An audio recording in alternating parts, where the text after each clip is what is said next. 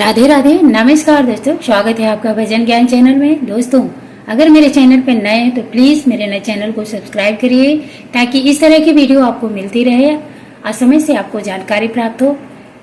दोस्तों, आज मैं कार्तिक मास की बात करने जा रही हूँ। अब कार्तिक स्नान सभी लोग करेंगे, जो करते होंगे वो शुरू करेंगे, जो नहीं करते होंगे वो भी अगर शुरू करेंगे तो किसके बारे में, उसके कार्तिक स्नान कैसे करते हैं उसके बारे में जानकारी जरूरी होता है। क्या नियम होते हैं, क्या कैसे करना होता है, कौन से ऐसे प्रमुख नियम होते हैं जो पूरे कार्तिक महीने में करने चाहिए।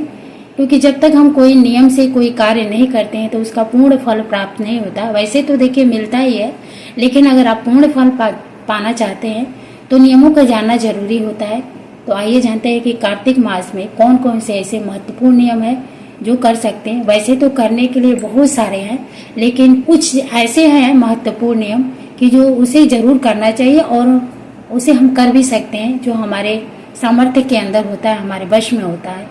तो आइए उसी के बारे में हम जानते हैं। वीडियो को अंत तक देखिएगा, आपको पूर्ण जानकारी प्राप्त होगी।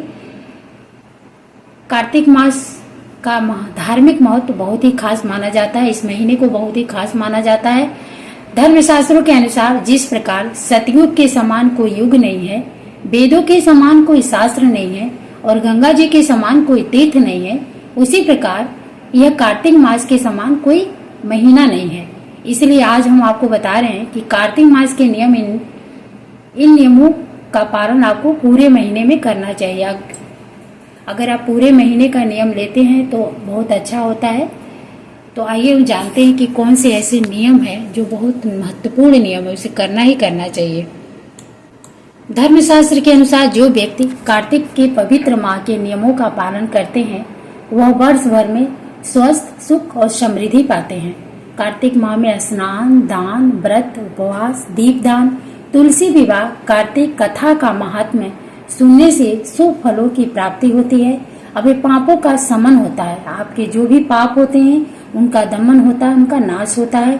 यूं तो कार्तिक मास में अनेक नियम संयम का पालन करने का नियम है, किंतु कार्तिक मास में अगर प्रमुख 5 नियमों का अगर पालन किया जाए तो मनुष्य का लोक परलोक दोनों संवर जाता है। पद्म पुराण के अनुसार रात्रि में भगवान विष्णु के समीप जागरण, प्रातः काल स्नान करना, सूर्योदय से पहले उठना और स्नान करना, तुलसी की तन मन धन से सेवा में संलग्न रहना, तुलसी की विशेष सेवा करना, उद्यापन करना और दीप दान करना, ये कार्तिक मास के 5 प्रमुख नियम हैं जो सभी को करना चाहिए। यह नियम सुबह सूर्योदय से पहले आपका शुरू हो जाएगा।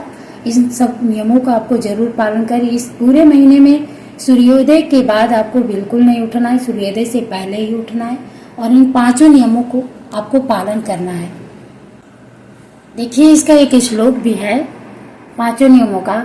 हरि जागरणम, प्रातः स्नानम, तुलसी सेवनम, उद्यापन दीपदानम, व्रताय ये नतानि कार्तिके। इन 5 नियमों का पालन करने से कार्तिक मास का व्रत करने वाले को व्रत का पूर्ण फल प्राप्त होता है। वह फल इस लोक में ऐश्वर्य और परलोक में सदगति देने वाला बताया गया है। इस लोक में सुख, समृद्धि, सौभाग्य तो प्रदान करेगा ही करेगा, आपको मोक्ष की भी प्रदान प्राप्ति होगी। इस मास की महत्ता स्वयं ब्रह्मा जी ने नारद जी को भी बताए थे। यह मास मनुष्यों के लिए अत्यंत दिव्य, पुण्य प्रदाता, पाप नाशक तथा मुक्ति, मोक्ष और आध्यात्मिक ज्ञान देने वाला है। आपको धर्म के मार्ग पर भी ले जाने वाला है और प्रभु की, भगवान की भी भक्ति प्रदान करने वाला है। उनके चरणों में प्रीति बढ़ाने वाला है। ये भगवान विष्णु के प्रति आपकी भक्ति भी बढ़ेगी। इस माह को अगर आप, इस माह में आप नियम का पालन करते हैं, स्नान, दान, दीप दान करते हैं तो,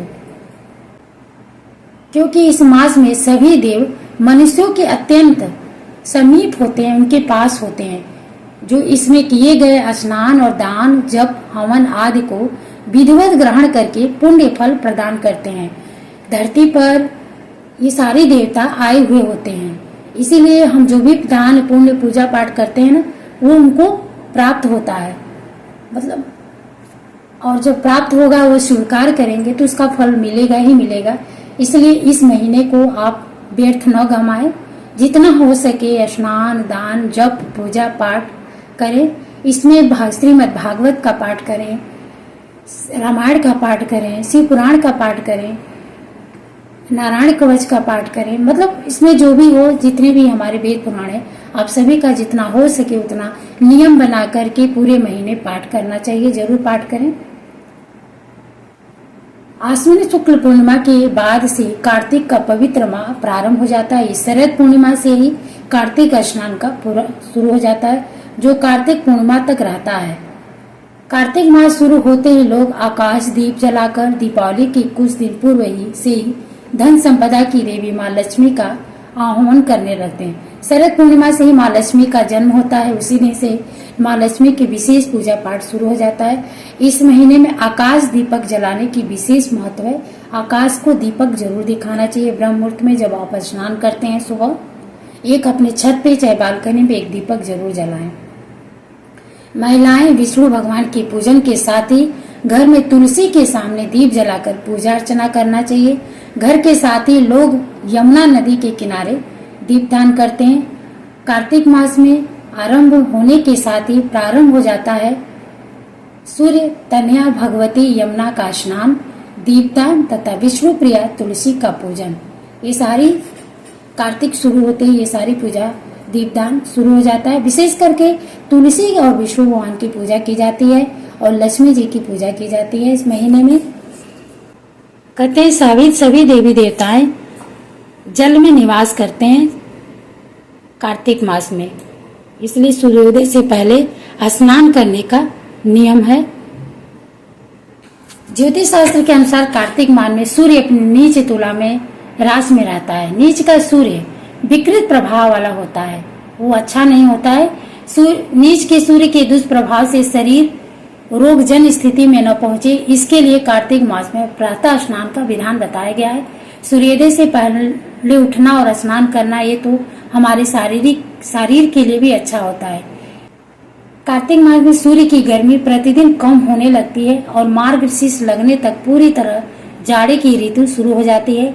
इसलिए कार्तिक स्नान पूजा अर्चना मनुष्य के काम क्रोध आदि की बाधाओं को शांत करते हुए मन को पूरी तरह भगवान की विष्णु की भक्ति में लगा देने शास्त्रों में वर्णित है। पृथ्वी पर सूर्य किरणों की तपिश क्षीण होने के साथ ही चंद्रमा का महत्व कार्तिक मास आरंभ होने से पूर्व शरद पूर्णिमा से ही बढ़ जाता है।